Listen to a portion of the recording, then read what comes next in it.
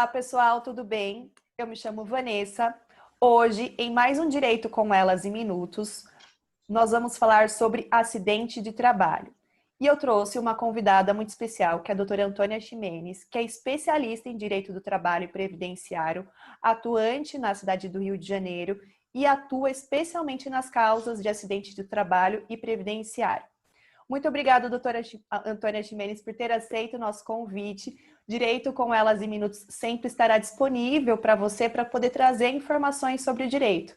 Mas antes de passar a palavra para a doutora, eu convido vocês a participarem e se inscreverem das nossas redes sociais, Direito com Elas em Minutos, no YouTube, Facebook, Instagram. Lá nós trazemos conteúdos sempre atuais, de forma simples, leve e rápida, sobre o seu direito. Inclusive, também vou deixar disponível aqui as redes sociais da doutora Antônia, que também traz assuntos do direito do trabalho e previdenciário, também como nós, objetivo e simples. Já passo a palavra para a doutora e já lanço a pergunta. Doutora, afinal, o que é considerado acidente do trabalho? Bom dia a todos. O prazer é todo meu em participar desse quadro. E respondendo à tua pergunta, doutora, o que é considerado acidente de trabalho? É tudo aquilo que ocorre no meio ambiente de trabalho. O acidente típico, que é aquele que eu corto um dedo, um braço, que eu lesiono a minha coluna, como as doenças ocupacionais, que são aquelas doenças adquiridas no meio ambiente do trabalho. Essas doenças são chamadas doenças ocupacionais. Por exemplo, o rodoviário, que dirige 8, 10 horas por dia sentado numa única posição, sem intervalos regulares. É muito comum que eles tenham doença ocupacional, porque o rodoviário, depois dos 40 anos, eles acabam lesionando a coluna, de tanto tempo, de tantas horas extras que eles fazem todos os dias, e a ausência dos intervalos regulares para os rodoviários, por exemplo, é uma causa imensa de doença ocupacional na vida daquela categoria. Isso tudo é considerado acidente de trabalho, né? A gente fala acidente típico, é aquele que a gente literalmente corta alguma coisa, lesiona alguma coisa numa máquina, por exemplo, e as doenças ocupacionais que são equiparadas a acidente de trabalho. Entendi. E agora, a gente está aí com o coronavírus. Ele é considerado acidente de trabalho? Sim, só que o coronavírus, ele é considerado acidente de trabalho, a gente tem que, para considerarmos acidente de trabalho, uma doença do meio ambiente de trabalho, o coronavírus, nós temos que analisar o caso concreto. Não é o fato do empregado estar contaminado com o vírus que eu vou dizer que é acidente de trabalho. A gente tem que analisar o meio ambiente do trabalho daquele empregado.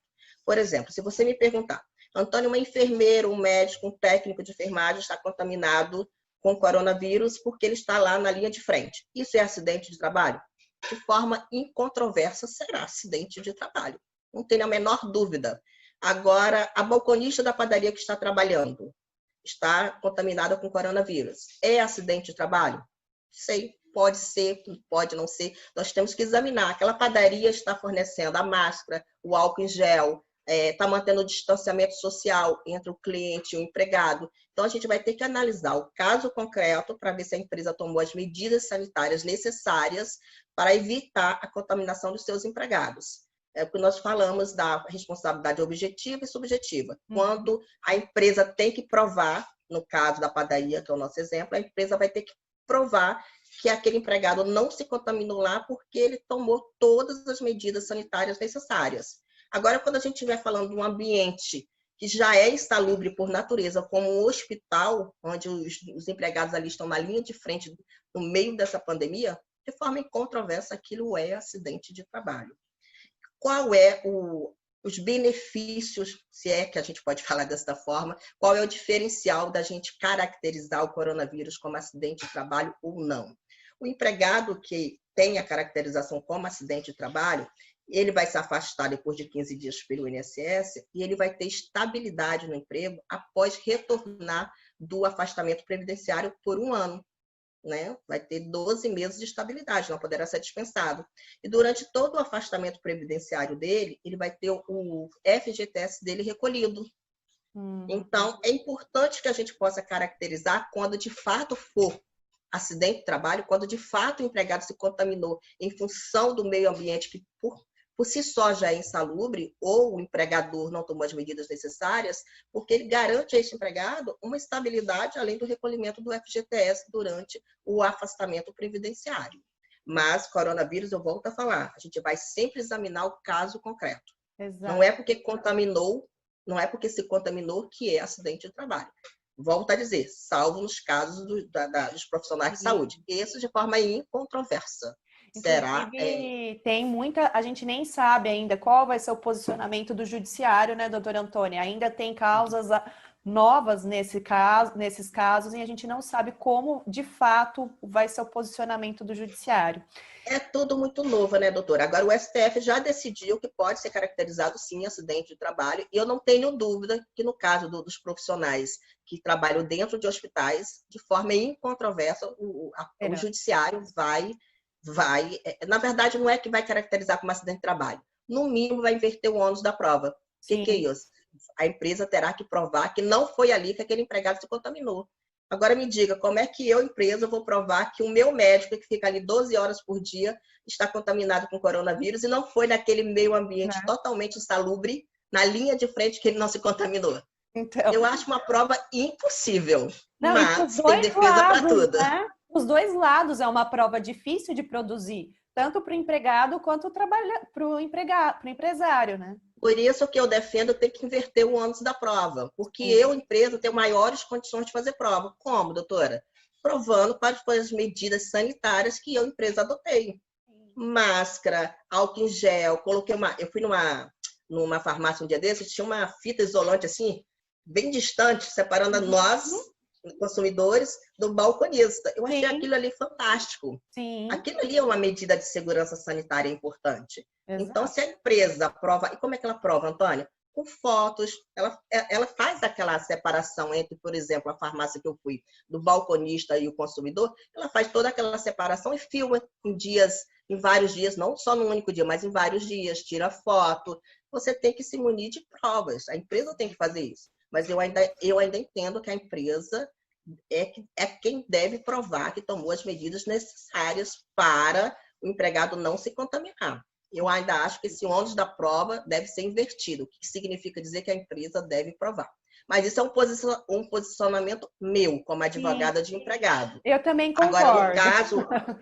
Agora, no caso dos empregados em hospitais, de forma incontroversa, a empresa que terá que provar. Isso aí não tem dúvida. Uma coisa que o judiciário também e o executivo muda e não muda é as causas de acidente de trabalho de trajeto, quando o empregado sofre indo ou voltando do trabalho. Afinal, isso está acontecendo? É válido, não vale? Conta pra gente um pouquinho sobre isso. Doutora Vanessa, no final do ano, né, teve a medida provisória 905 que afastou o acidente de trajeto como acidente de trabalho. Um absurdo, literalmente um absurdo. E o absurdo maior é porque é o seguinte, tem muita coisa que só quem é especialista consegue enxergar. Porque no momento que eu digo que o acidente de trabalho não é, o acidente de trajeto não é acidente de trabalho, nos dias atuais, após a reforma da Previdência, que veio em novembro do ano passado, se ele não é acidente de trabalho, ele é um acidente comum. Isso significa, doutora, que ele, no caso de uma aposentadoria por invalidez, ele vai receber, a princípio, 60% do valor que ele teria direito. Você imagina, um empregado indo trabalhar, se acidenta, não é acidente de trabalho. Como não é acidente de trabalho, a aposentadoria dele por invalidez será 60% do que ele teria direito. Se ele teria direito a R$2.000, ele vai ter direito a 1.800. Advogado não sabe fazer conta. Se ele teria direito a R$2.000, ele passa a ter direito a 1.200. Se ele teria direito a 3.000, ele passa a ter direito a 1.800. No momento que ele mais precisa de um bom benefício em termos de valores, custear tratamento, ele terá o benefício dele reduzido em até 40%, pelo simples fato de não caracterizar como acidente de trabalho. Porque hoje, só quem recebe aposentadoria por invalidez, 100% do benefício, somente nos casos de acidente de trabalho. Se não for acidente de trabalho, a aposentadoria por invalidez será pago, a princípio, inicialmente, 60% do benefício. Mas, graças a Deus, essa medida provisória caducou, ou seja, não se tornou lei, né? Foi embora e voltou o acidente de trajeto voltou a ser acidente de trabalho. E nos dias atuais é acidente de trabalho, graças a Deus. Porque aí, como eu te disse, no caso de uma aposentadoria, ele vai receber 100% do benefício. No caso de um afastamento, vai ter estabilidade após o retorno do INSS, vai ter seu fundo de garantia recolhido, vai ter todos os seus direitos. Uma coisa que eu escutei, doutora Vanessa, que nesse período que deixou de ser acidente de trabalho, o acidente de trajeto, foi o seguinte: mas, Antônia, como é que as empresas vão ser condenadas a pagar indenizações por um acidente de trajeto que ela não teve culpa nenhuma? Isso é ignorância. Empresa nenhuma paga indenização para um empregado que sofre acidente de trajeto, porque ela não tem responsabilidade. Ele está dentro de um ônibus, está dentro do próprio carro, a não ser que a empresa forneça o veículo, forneça o transporte. Se a empresa fornecer o transporte, o acidente de trajeto tem responsabilidade para a empresa pagar, inclusive, indenizações pelas lesões que causar aquele empregado. Mas isso não é só legislação trabalhista. Se você sofre um acidente indo de ônibus para qualquer lugar, aquela empresa de ônibus vai te indenizar. Se você está dentro de um avião e sofre algum acidente, aquela empresa aérea vai te indenizar. Então, não é só na Justiça do Trabalho. Então, na Justiça do Trabalho, o acidente de trajeto, a empresa só vai ter obrigação de pagar indenizações por danos materiais somente se ela fornecer o transporte. Senão, ela não vai fornecer. Entendi. Simplesmente ela vai emitir a CAT, que é a comunicação de acidente de trabalho, esse empregado vai se afastar e terá o benefício, quando retornar, de ter um ano de estabilidade. É tão somente isso. Esse Mas é o principal impacto, hoje é né? acidente de trabalho. Hoje é acidente de trabalho. E aí você acabou entrando até no mérito em relação ao que a empresa paga quando é considerado um acidente de trabalho. Quais as indenizações que ela pode ser responsabilizada caso ela aconteça no ambiente de trabalho? Doutora Vanessa, antes de eu te responder essa pergunta, eu quero falar aos nossos ouvintes, a nossa audiência, os números do acidente de trabalho. Os números dos acidentes de trabalho ocorridos no nosso país, para que eles possam entender por que das indenizações. Para a doutora ter uma ideia, hoje no nosso país, a cada 3 horas e 40 minutos, um empregado morre por acidente de trabalho. Eu vou repetir porque tem gente que acha que eu estou brincando. A cada 3 horas e 40 minutos, morre um trabalhador, uma trabalhadora em função do acidente de trabalho. A cada 49 segundos, um empregado sofre um acidente de trabalho. O custo para o nosso país, em decorrência de tantos acidentes de trabalho, é de 80 bilhões.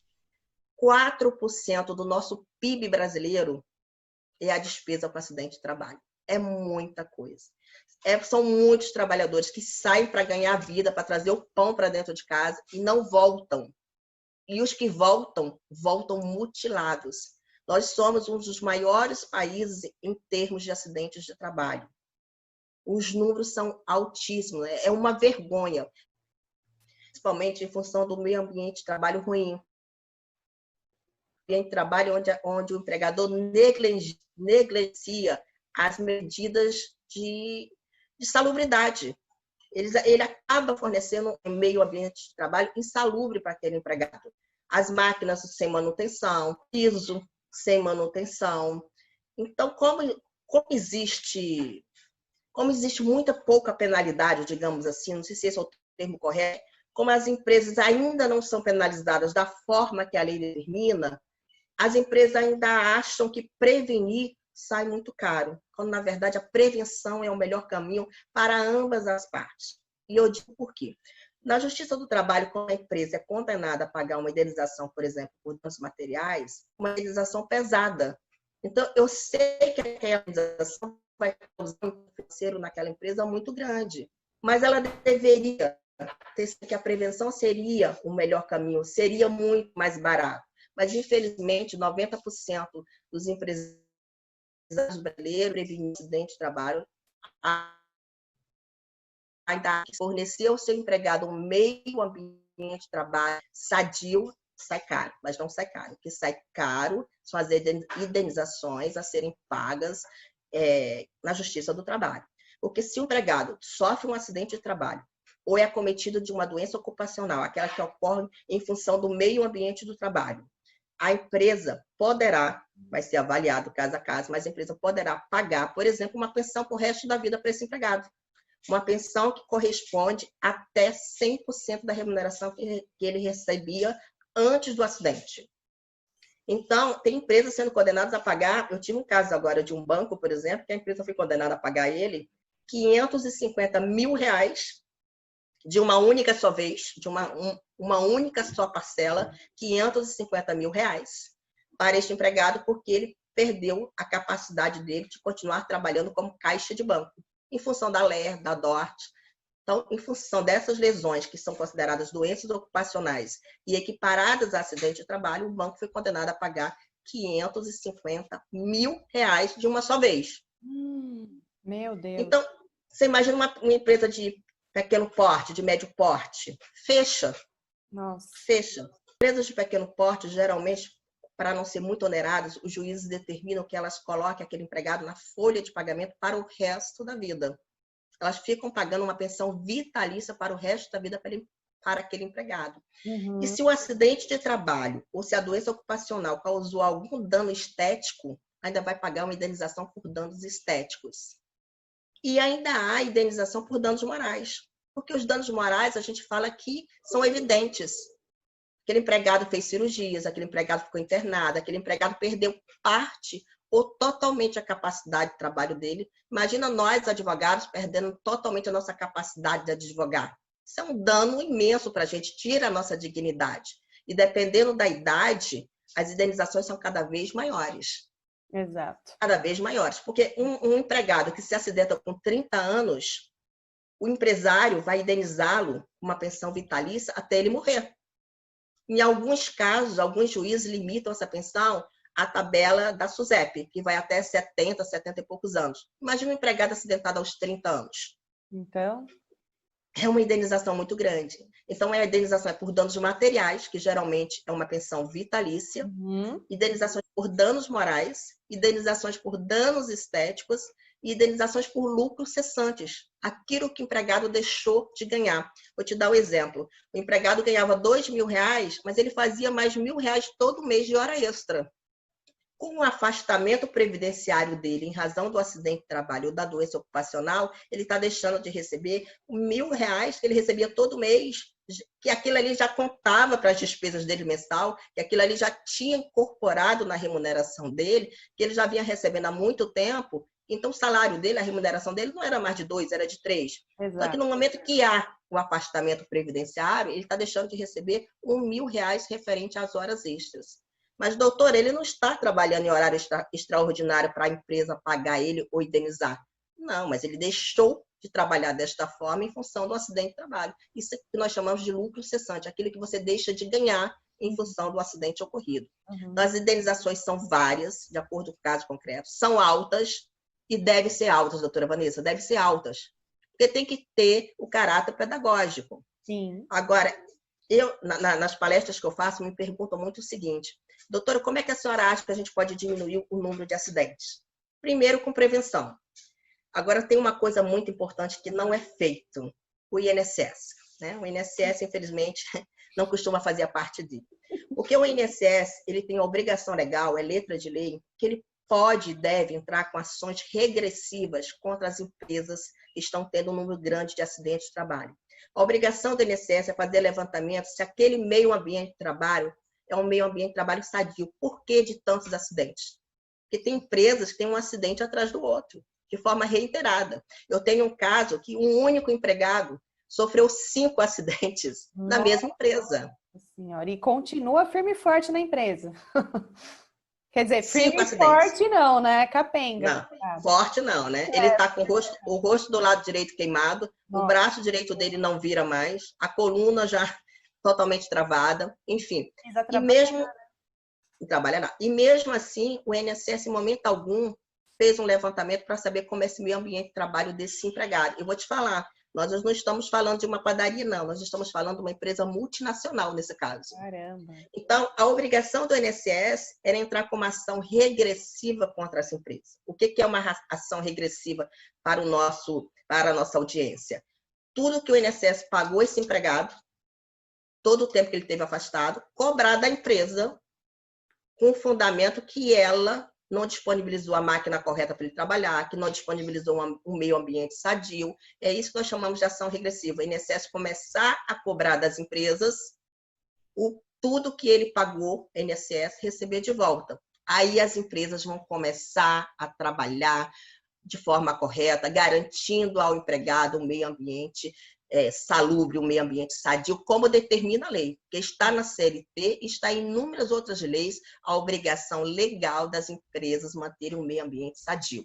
Nós temos leis, nós temos a CLT, nós temos NRs, lei a gente tem demais, basta que haja cumprimento. Agora, enquanto o INSS não fizer isso, doutora, tudo vai continuar da forma que está. O INSS precisa fazer essa ação regressiva. E outra coisa importante que eu quero chamar a atenção, que tudo que é pago pelo INSS não é pago pela instituição INSS, é paga por nós. Você que está escutando a gente nesse momento, que tem lá no seu contra-cheque descontado todo mês a tua contribuição previdenciária, é você que está pagando. Eu que pago a minha contribuição como individual todo mês, sou eu que estou pagando. O INSS simplesmente administra tudo aquilo que nós pagamos. Então, quem está custeando todos esses acidentes somos nós, enquanto sociedade. Por isso que a gente tem que cobrar do Ministério Público, temos que cobrar do INSS, que faça as ações regressivas para cobrar da empresa tudo que ele pagou. Porque ele pagou com o nosso dinheiro, nós queremos de volta. E somente, eu acredito, inclusive eu estava conversando com o juiz do trabalho, que eu tenho muita admiração aqui no Rio de Janeiro. Na semana passada nós estávamos conversando sobre isso e ele concorda comigo. Ele falou assim, doutora, eu penso igual a senhora, enquanto o INSS não fizer as ações regressivas, o número de acidentes de trabalho vai continuar os mesmos no nosso país. Porque eu não entendo, doutora Vanessa, como é que a cada 3 horas e 40 minutos morre um empregado no Brasil e a gente acha isso normal. É um absurdo. Inclusive, seria evitado aí reformas com discussões de que o INSS não tem dinheiro para pagar, não é verdade? Tem aí dinheiro para ser revertido e custeado para os outros. Então, realmente, as políticas públicas, a gente agora vai estar em época de eleição, quem sabe a gente consegue mudar alguma coisa, algum posicionamento. É óbvio que agora vai ser um momento de vários discursos, mas que a gente vai ter que usá-los depois para cobrar efetivamente algum resultado em relação a isso, não é verdade? Sim. Doutora, muito obrigada. Esse assunto aí a gente pode falar vários, ainda mais você que tem aí um conhecimento vasto, fala com tanta paixão. Muito obrigada. E eu gostaria até de marcar com você um próximo tema, que é sobre limbo previdenciário, que você, eu sei que fala muito bem também, e agora com o retorno das perícias, a gente acha que está retornando as perícias, né? Então, vamos ver, e muita coisa pode acontecer. Então, o nosso próximo assunto, com certeza, pode ser sobre esse assunto? Pode sim, doutora. Estou aqui à disposição. Muito obrigada. Eu que agradeço pela oportunidade de falar de um assunto tão sério para a nossa audiência ficar bem informada e poder garantir os seus direitos, porque a informação garante direitos. Sim, com certeza. Pessoal, muito obrigada e até a próxima. Tchau!